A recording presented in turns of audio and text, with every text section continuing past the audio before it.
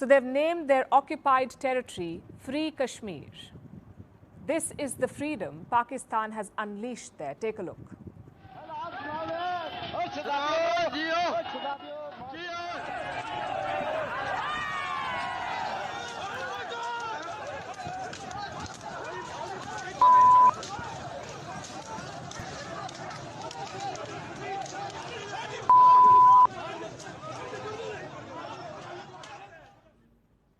These are the visuals coming out of POK, Pakistan Occupied Kashmir. A brutal police crackdown is underway. Reports say multiple forces are involved. The Frontier Corps, Rangers, and the Quick Response Force from Pakistan's Punjab province, they're all clashing with the people of POK. Why? Because the people of the so-called Free Kashmir dared to speak out against unjust taxation. Here's what happened. Last year, Pakistan increased electricity prices. This was because it needed money, a loan from the International Monetary Fund or the IMF. Now, this country has squandered billions over the years, mostly on its inflated military. The people of Pakistan are always second. The bloated military has always been Islamabad's priority, and it needs to feed this beast that it has created. So Pakistan keeps taking loans from the IMF.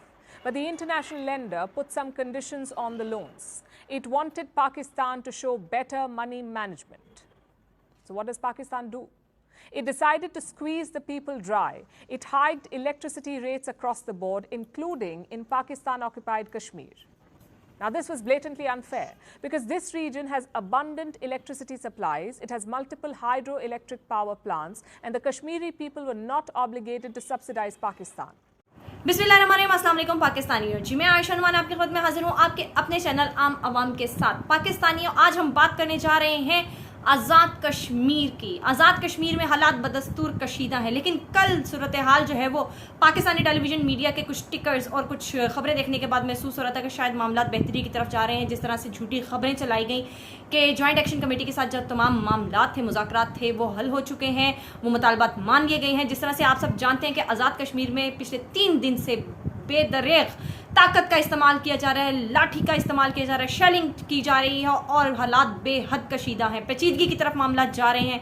अब न जाने ये मामला किस तरफ मुख मोड़ते हैं, ये अल्लाह ही जानता है। लेकिन कल रात जिस तरह से पाकिस्तानी टेलीविज़न मीडिया रिपोर्ट कर रहा था, तो यही लग रहा था कि शायद ये बहरान ख़त्म होने वाला है। लेकिन वो क्या कहते हैं कि पाकिस्तानी मीडिया शायद कंट्रोल्ड है, वो वही खबरें चला रहा है जो जिनकी उनको इंस्ट्रक्शन दी जा रही है। लेकिन अगर उसकी तरफ हकीकत की तरफ देखा जाए तो फिर वहाँ के जो मामलात थे वो तय होते हुए नहीं नज़र आए और वहाँ पर जो हालात थे वो बदस्तूर कशीदा हैं। अभी तक एहतजाज है, पहियाजाम हड़ताल है। सबसे पहले मैं उन लोगों को बताती चलूँ कि आखिर आज़ाद कश्मीर का तनाज़ा है क्या। तो जनाब, हम बात करते हैं इस तनाज़े के लिए। तनाज़ा जो है ये पिछले 1 साल से चल रहा था, जहाँ आज़ाद कश्मीर की अवाम ने हुकूमत पाकिस्तान से ये मुतालबा किया था कि उनको आटे पर और बिजली के बिलों के ऊपर सब्सिडी दी जाए।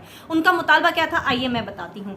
ठीक 8 मई 2023 को ये मुतालबात सामने रखे गए थे आज़ाद कश्मीर की जॉइंट एक्शन कमेटी की जानिब से, जिसमें ये कहा गया था, ताजरों की तरफ मुतालबा किया गया था कि 1140 की 40 मन की आटे की बोरी उनको फ्राहम की जाए और 3 रुपये फी यूनिट जो है उसकी बिजली उनको जो है वो फ्राहम की जाए। उनका मुतालबा ये किसी हद तक दुरुस्त भी था, क्योंकि जनाब उनको जब उनसे ज़मीनें ली गई थी तो उनसे ये वादा किया गया था कि क्योंकि पानी यहाँ से सारा जो है वो इस्तेमाल में आ रहा है, जिससे जो है वो हाइड्रोइलेक्ट्रिक पावर्स जो है वो चल रहे हैं, तो जिस दाम पर, जिस कीमत पर जो है वो वापडा को बिजली मिल रही थी, उसी तरीके से जो है उन्होंने बोला था उसी दाम पर जो है वो हमें बिजली चाहिए। और ये उनकी डिमांड बिल्कुल मनोअन दुरुस्त भी है। तो जनाब, उन्होंने जब ये मुतालबा किया था तो पूरा 1 साल इसके ऊपर बातचीत चलती रही, जहां पाकिस्तान में रजीम चेंज ऑपरेशन करके इमरान खान साहब की हुकूमत को गिराया गया, वहीं जब आज़ाद कश्मीर में भी जो है वो इमरान खान की हुकूमत को गिराया गया, उनकी हिमायती लोगों को जो है वो कुर्सी से उतारा गया। उसके बाद जिस तरह से अपने पसंदीदा लोगों को लाकर बिठाया गया, जिनके पास ना तो मैंडेट था ना ही कोई अवामी ताकत थी, तो उसका फिर नतीजा यही निकलना था, लाठी, शेलिंग और मार धाड़ ही उसका नतीजा निकलना था। तो वही हुआ। अब जनाब, जो अनवारुल हक साहब हैं, जिनको वज़ीर आज़म साहब बनाया गया है वहाँ का आज़ाद कश्मीर का, वो इन मामलात के अंदर जो है वो नाकाम नज़र आ रहे हैं। उन्होंने बिल्कुल भी वहाँ पर डिलीवर नहीं किया। उन्होंने अवामी ताकत के सामने जो है वो घुटने टेक दिए और वो वहां से तकरीबन फरार ही हैं। अब तक वो कश्मीर में मौजूद नहीं है। अब जनाब, जैसे ही ये ऐलान हुआ 11 मई 2024 को पहिया जाम हड़ताल करने के लिए जो है उन्होंने कॉल दी थी जॉइंट एक्शन कमेटी ने, और जिस तरह से ही ये ऐलान हुआ तो पुलिस ने हमेशा की तरह, जिस तरह से आपको जानते हैं कि पुलिस एक माफिया बन चुका है, उन्होंने जॉइंट एक्शन कमेटी के 32 अफराद को गिरफ्तार करना शुरू कर दिया। बस ये हवा चलनी थी तो जनाब पुलिस ने वहां पर शेलिंग भी शुरू कर दी, लाठीचार्ज भी शुरू कर दिया और आंसू गैस भी जो है वो बरसा दी। और उसका नतीजा क्या हुआ कि डडियाल की जो 2 तालिबात थी, उनके स्कूल की जो तालिबात थी वो बेहोश हो गई, उनकी हालत गैर हो गई। और जिस तरह से सोशल मीडिया पर उनकी तस्वीरें वगैरह गर्दिश की तो कश्मीर के लोगों से ये जो है बर्दाश्त नहीं हो सका और एहतजाज जो है वो जोर पकड़ने लगा। उसके बाद जनाब क्या हुआ कि डडियाल से वो तहरीक शुरू होती हुई पूरे आज़ाद कश्मीर में फैल गई। लेकिन यहाँ पर मामला जो है मिस हैंडल भी किया गया। किसकी तरफ से मिस हैंडल किया गया? जो एसी थे, असिस्टेंट कमिश्नर ऑफ डडियाल थे, उन्होंने वहां पर ताकत का भरपूर इस्तेमाल किया, लोगों को मारे पड़वाई और उसके साथ फिर जो लोगों ने किया वो आप जानते हैं, पूरी मीडिया में जो है वो उनकी तस्वीर गर्दिश की, किस तरह से वहां के लोगों ने उनकी शलवार कमीज उतार के उसको चौक चौराहे में लटकाया, ये भी सबने देखा। किस तरह से वहां पे पुलिस वाले जो है वो माफिया मांगते हुए दिखाई दिए, किस तरह से पुलिस वालों के ऊपर जो है वो तशद्दुद हुआ और उन्होंने भी तशद्दुद किया। देखिए, जब ये एहतजाजी तहरीकें जोर पकड़ती हैं तो फिर ये नहीं देखा जाता कौन हक पर है, कौन सच पर है, कौन मजलूम है, कौन जालिम है, फिर जो हाथ में आता है उसको मार पड़ती है और वो यही हुआ। अब जनाब यहाँ से मामला मिस हैंडल हुआ और ये तहरीक जोर पकड़ती गई, मुजफ्फराबाद तक पहुंच गई, मुजफ्फराबाद से जनाब कोटली तक पहुंच गई, कोटली से जो है वो रावला कोट तक पहुंच गई है। अब जनाब मैं आपको बताती चलूं कि इस सब में जो है वो हुकूमती साइड से और कोटली में जो है वो मुजाहिरीन से ही, सिर्फ मुजाहिरीन में से ही जो है वो 27 अफराद जो है वो शदीद तरीन जख्मी हुए, जबकि हुकूमती साइड से जो है वो 2 DSP, 1 sub inspector, 1 ASI, 1 head constable और 1 जनाब कांस्टेबल्स तो शायद बहुत ज़्यादा तादाद में जो है वहाँ पर ज़ख्मी हुए हैं। लेकिन मीरपुर ख़ास में जो है वहाँ पर जो एक सब इंस्पेक्टर थे अदनान कुरैशी, उनकी मौत हुई थी, ये आपको भी पता है। ये यकीनी तौर पर एक बहुत ही अफसोसनाक मामला है, इनको हल होना चाहिए। लेकिन मामला ये है कि इस सब के पीछे है कौन ये चाह रहा है कि आज़ाद कश्मीर के हालात जो है वो मुट्ठी से निकल जाएं और हालात जो है तसादुम की शक्ल इख्तियार कर जाएं।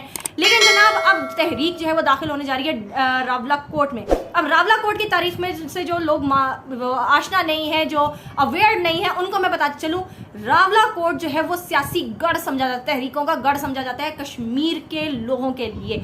आप ये रावला कोट से ही जो है जो पहली तहरीक चली थी 1947 के बाद, जब कश्मीरियों ने बगावत की थी महाराजा हरी सिंह के खिलाफ, तो पहली तहरीक जो है वो भी रावला कोट से ही चली थी, पहली गोली जो है वो भी रावला कोट में ही चली थी। तो जनाब रावला कोट जो है ये सियासी गढ़ है कश्मीरियों के लिए, और कश्मीरियों को ऐसा लगता है कि उनके मुतालबात जो है वो मानने के लिए रावला कोट में जब तहरीक जोर पकड़ जाएगी तो समझ लें कि ये लोग घुटने टेक देंगे। लेकिन जनाब जिस तरह से एक इमेज जा रहा है इंटरनेशनल मीडिया में और जिस तरह से इंडियन मीडिया जो है वो बगले बजा रहा है, क्या ये हम सब बर्दाश्त कर सकते हैं? जिस तरह से पाकिस्तानी अफवाज के सामने आकर कश्मीरियों ने आज़ादी आज़ादी के नारे लगाए, वीगो डाले नामंजूर लगाए, ताकत नामंजूर के नारे लगाए, क्या ये हमारे लिए जो है वो काबिल मंजूर है? आप ये खुद फुटेज देखिए।